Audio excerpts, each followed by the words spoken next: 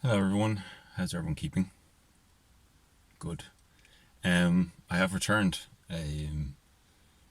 for no other reason than restrictions were somewhat relaxed, so I had less free time. Um, but mostly I smashed both my Guinness glasses, so I couldn't drink pints of Guinness out of a can. But I have since managed to acquaint myself with two, I don't want to say second hand, but read between the lines. So, what do I have to talk about? Let's start with the beautiful E39, the cheap E39 5 Series. What much has changed? We're currently sitting on, where's my key? The mileage is 118,879 miles. I bought it with 111, just over 110, something 110.5, I think it was. Excuse me, in January.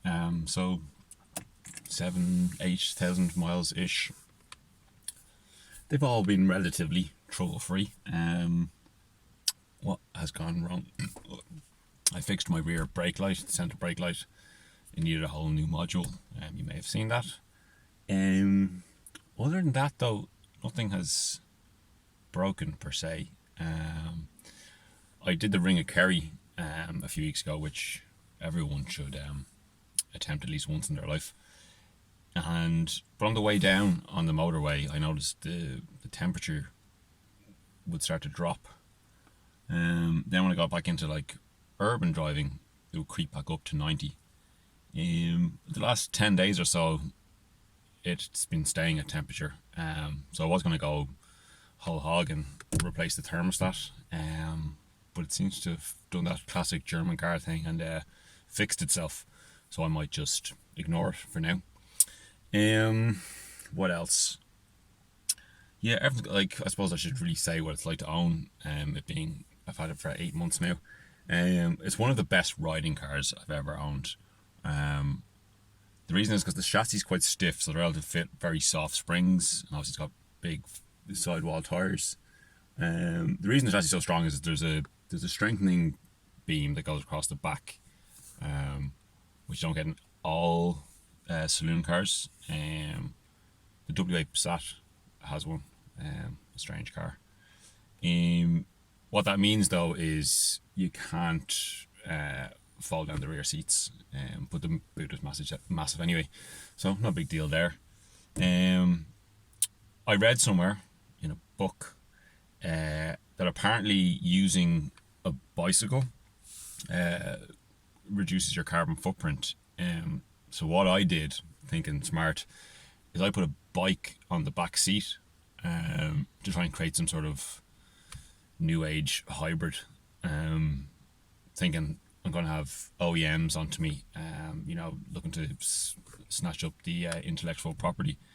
But I had it on the back seat for a couple of days and I didn't notice any improvements in the efficiency of my car. So I've since removed the bicycle. So I may have debunked that myth.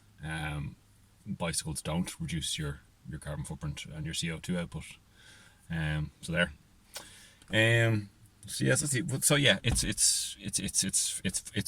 a lovely car. But going back to the Ring of Kerry, in the more open sections, it was wonderful. It likes long fourth gear, open bends. But then some of the tighter stuff, it gets quite narrow in parts. There's like some severe hairpin bends that go into like uphill sections, and it was out of its depth. One's the size, but two, just a lack of torque. Yeah. So when I originally bought this car, what I was toying with is some sort of warm or hot hatch, but the right things wasn't coming along. I kind of wanted a Mark V Golf GTI. The Gulf and price them, the crap ones are about $3,000 and the really good ones are about 7. And my budget was kind of nearer the 3, and I didn't really want to buy a crap one. And there's way too many Mark V Golf GTIs that don't have air conditioning. which is just downright ludicrous. Because I would like to own a car that has air conditioning, because it's been quite some time. This one has a button that says air conditioning on it, but I think that's just for alternating current to turn on the little bulb that's on the button, rather than cooling you down, because it doesn't work. So where does that leave me? Well, I've been kind of thinking it would be a second car. I'd probably take this off the road, but space wise I'd have to get something small and something I wouldn't be worried about leaving on the curb, because this would have to stay in the driveway. So I'm toying around with the idea of a Suzuki Swift Sport, an early one, or a Panda 100 HP, which are like hen's teeth. But we'll see. I'm not really in any rush. I don't need two cars, but we'll see how things pan out. So that's the E39. What else has been going on in the world of cars? The new Mini, as we know it, is not really that new at all. I kind of had my suspicions of how old it is, and I'm sure off the top of your head you better go, it came out in 2000. Yeah, the new Mini is officially 20 years old. It didn't go on sale until 2001, but it was shown, the full production car was shown, and it was test driven by journalists in September 2000, launched at the Paris Motor Show that year. So that new Mini, although it's in its third iteration now, or is it fourth? Third. Has been with us for 20 years, just to make you feel old. Another thing that will make you feel old, that's happened in the car world, Bugatti. Volkswagen have decided Bugatti is not really necessary, for many reasons. So they have sold a majority share, apparently. We still haven't had actually any official word on this, but a large share, a majority share to Rimac, which is owned by Mate Rimac, Croatian company, electric car company. They've made one electric supercar, which Richard Hammond famously crashed on the Grand Tour, and they're currently they're very near the end of pre-production of their second supercar, the Concept 2, first one being the Concept 1. These are near on 2,000 horsepower electric supercars, which are actually apparently quite nice to drive. But really what they are is a technology company which mainly focus in electrifying the multi-car, and they have many tie-ins with some of the OEMs, Hyundai and Jaguar and a few others. And so apparently now the company's going to have a majority share of Bugatti, who make, as you probably know, the Veyron and the Chiron, officially the two fastest production cars in the world. So what it means is, Bugattis we will assume will be electrified, which is fine, because as they've proven, they can already get double the horsepower from an electric supercar quite a lot easier than they can out of a combustion engine. So it seems like the next step for Bugatti. Mate Rimac gets a nice way to brand his upcoming supercars. To go back to the make you feel old part. So Mate Rimac, with his successful company, and he now owns Bugatti, is 32 years old.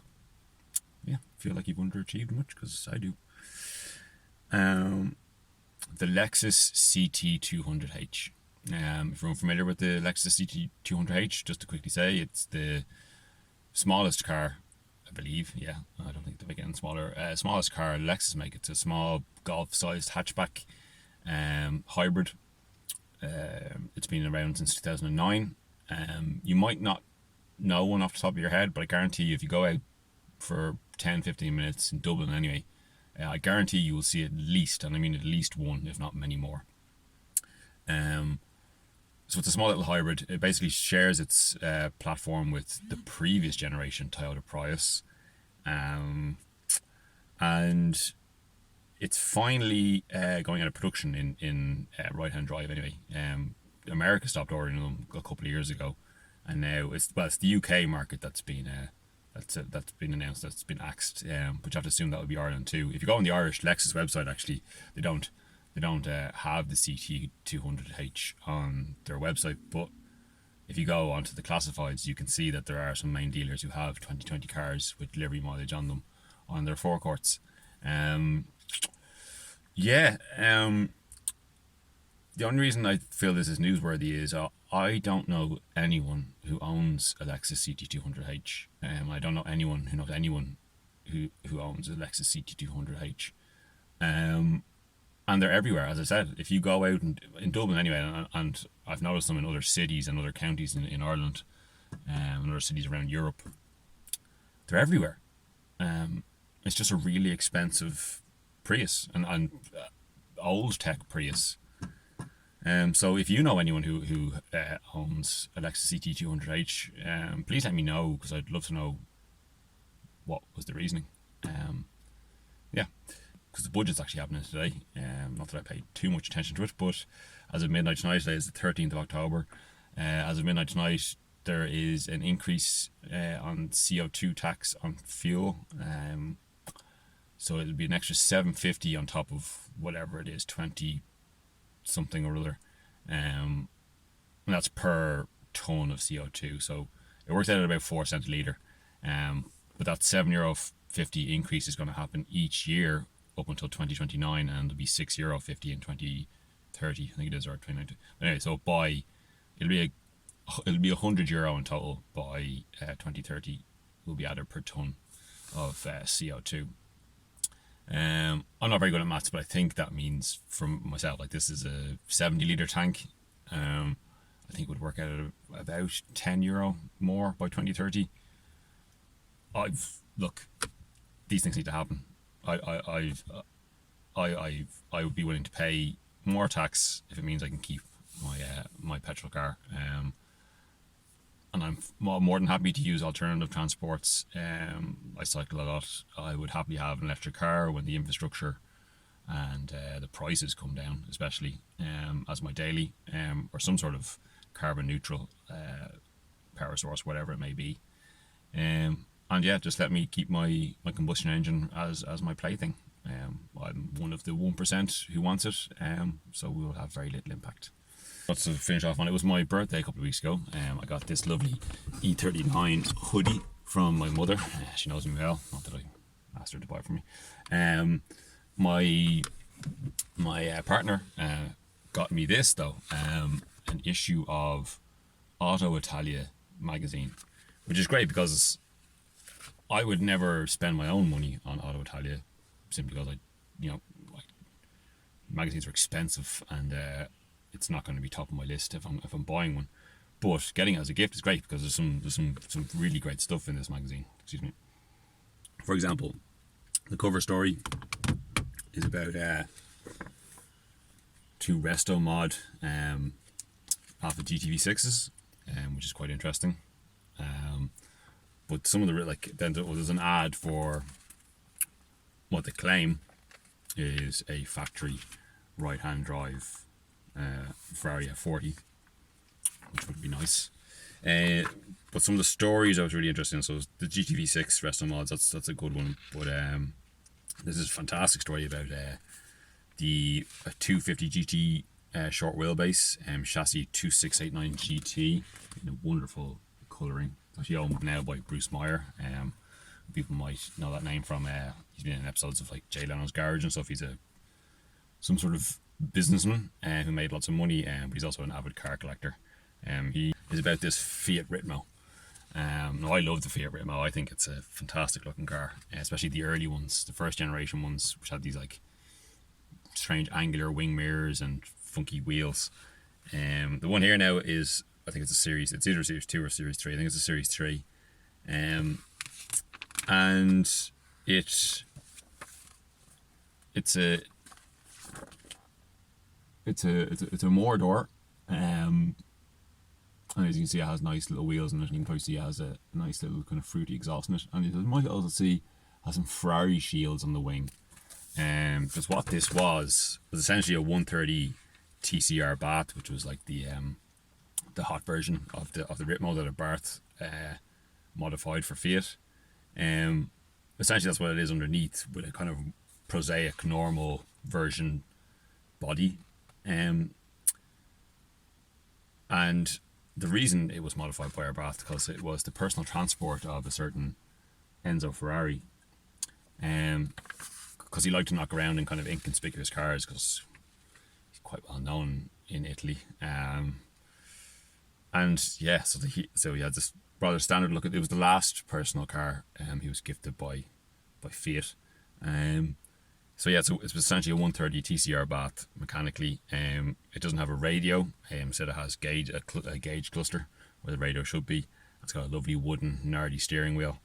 I just think that's just the coolest thing ever. Owning that car would just be amazing. It's essentially an Abarth Ferrari Fiat hot hatch from the 1980s, which is just cool, and original keeper Enzo Ferrari. Yeah, so that was a nice little birthday gift. I should add, she did get me more than just a magazine. But yeah, keep that coming. Yeah, so I might continue doing these stupid ramblings in my car as these long winter nights roll in and pandemic restrictions undoubtedly increase. So you might see me again soon. And I might keep this going. If I might even invest in some better equipment and maybe find somewhere other than my car to sit in. I think that is kind of quite apt way to do this, to do it sitting in my car. Anyway, be well, be safe, and I'll talk to you again soon.